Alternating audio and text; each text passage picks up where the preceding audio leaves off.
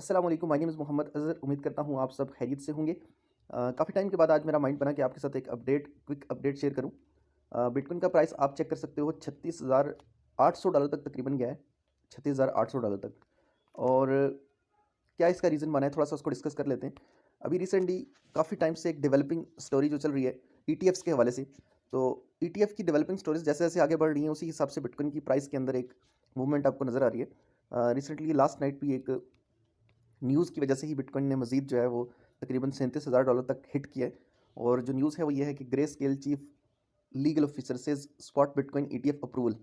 तो इसके हवाले से न्यूज़ है ग्रे स्केल की, जो मेन न्यूज़ में आपको पढ़ के बता देता हूँ। Grayscale CEO says we are continuing to have dialogue with the SEC and we remain optimistic that we will get through any financial hurdles for their spotted Bitcoin ETF। तो ये मतलब इसके हवाले से काफ़ी ज़्यादा एक इनको क्लैरिटी मिल रही है ग्रे स्केल वालों को स्पॉट बिटकॉइन की ETF के लिए।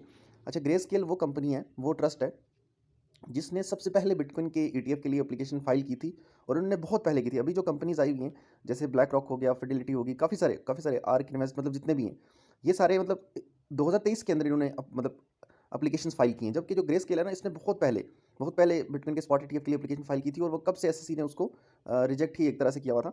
और जब उसने रिजेक्ट किया तो SEC उसके अगेंस्ट केस फाइल किया था कोर्ट के अंदर, और वो केस ग्रे स्केल विन कर गया है। ठीक है, रिसेंटली आपने कुछ टाइम पहले न्यूज़ एक देखी होगी कि ग्रे स्केल का जो लास्ट सूट था वो विन कर गया against SEC for their bitcoin spot ETF। ठीक है, तो अब यहाँ पे सिचुएशन ये बन रही है कि अब ये कह रहे हैं, अच्छा इनका फ्यूचर ETF बिटकॉइन का ऑलरेडी अप्रूव है, और अब ये कह रहे हैं कि भाई अगर आप फ्यूचर ETF हमारा अप्रूव कर सकते हो तो स्पॉट ETF में क्या दिक्कत है। तो मेन इशू ही ये है कि अगर यूएस के अंदर कोई स्पॉट बिटकॉइन ETF अप्रूव हो गया तो बिटकॉइन के अंदर बहुत ही ज़बरदस्त किस्म की एक हाइप बननी है। और वैसे भी आजकल बिटकॉइन को ये माना जाने लगा है कि बिटकॉइन एक स्टोर ऑफ वैल्यू की तरह काम करता है। ठीक है, स्टोर ऑफ वैल्यू का मतलब ये होता है कि जैसे गोल्ड को लोग स्टोर ऑफ वैल्यू के तौर पे समझते हैं, तो इन्फ्लेशन या फाइनेंशियल क्राइसिस के दौरान या कोई वार स्टार्ट हो, जैसे अभी रिसेंटली हमास और इसराइल का जो कॉन्फ्लिक्ट स्टार्ट हुआ, तो उस दौरान सब ने क्या किया, सबने एक ही काम किया कि बहुत सारे जो इन्वेस्टर्स थे उन्होंने अपना पैसा गोल्ड के अंदर शिफ्ट कर दिया, क्योंकि गोल्ड को स्टोर ऑफ वैल्यू के तौर पे देखा जाता है। और उस टाइम जितनी भी स्टॉक मार्केट थी या जितनी भी कंपनीज थी उनके अंदर एक क्रैश देखा गया, लेकिन बिटकॉइन अपनी प्राइस के ऊपर इंटैक्ट था। ठीक है, अपनी जो $27,000 की एक प्राइस थी। खैर उसने बिटकॉइन के अंदर राइज तो नहीं आया, क्योंकि जब इस तरह का कोई कॉन्फ्लिक्ट स्टार्ट होता है तो अक्सर आप देखते हो कि गोल्ड के अंदर राइज आता है बहुत ज़्यादा, और आया भी था। बिटकॉइन के अंदर राइज नहीं आया, लेकिन स्टिल बिटकॉइन को एक स्टोर ऑफ वैल्यू के तौर पे देखा जाता है। बिटकॉइन के अंदर जो राइज आया वो बाद में आया था, मतलब अगर आप मान के चलो तकरीबन एक हफ्ते के बाद, जब ये क्राइसिस स्टार्ट हुआ था वॉर वाला, फ़लस्तीन और जो इसराइल का जो इशू है उसका।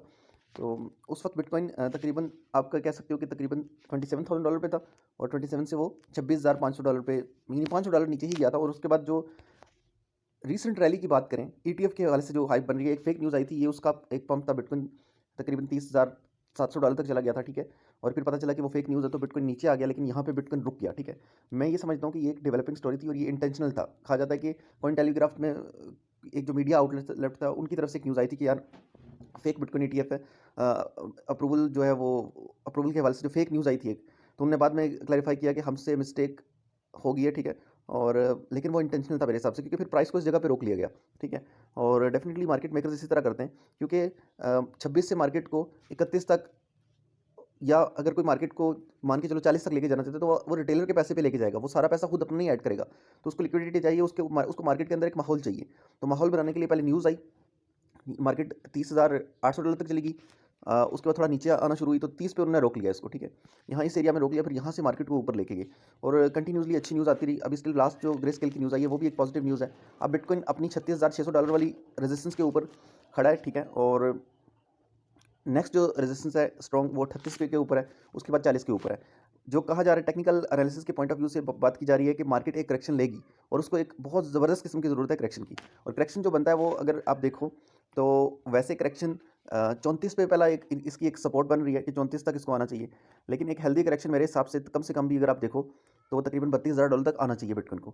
32 या $33,000 तक बिटकॉइन आए तो वो एक इसका हेल्दी करेक्शन माना जाना चाहिए।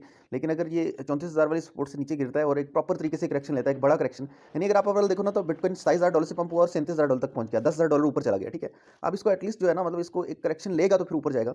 अगर इसका करेक्शन इस तरह का आता है कि 30 की सपोर्ट पे आता है, ठीक है, जो कि बहुत ही अभी फिलहाल सिनेरियो ऐसा बना हुआ है, लेकिन आ भी सकता है। ठीक है, तो एकदम से नहीं आ सकता, एकदम से कोई चांसेस नहीं है। अब अगर करेक्शन अब जिस पॉइंट पे अभी फिलहाल है, और स्टिल एक बुलिश सिनेरियो जो है बुलिश सेंटीमेंट है उसके उसके हिसाब से अगर एक सपोर्ट अपनी एक पुल बैक लेता है तो वो 34 पे मेरे हिसाब से रुकेगा, 34 पे रुक जाएगा।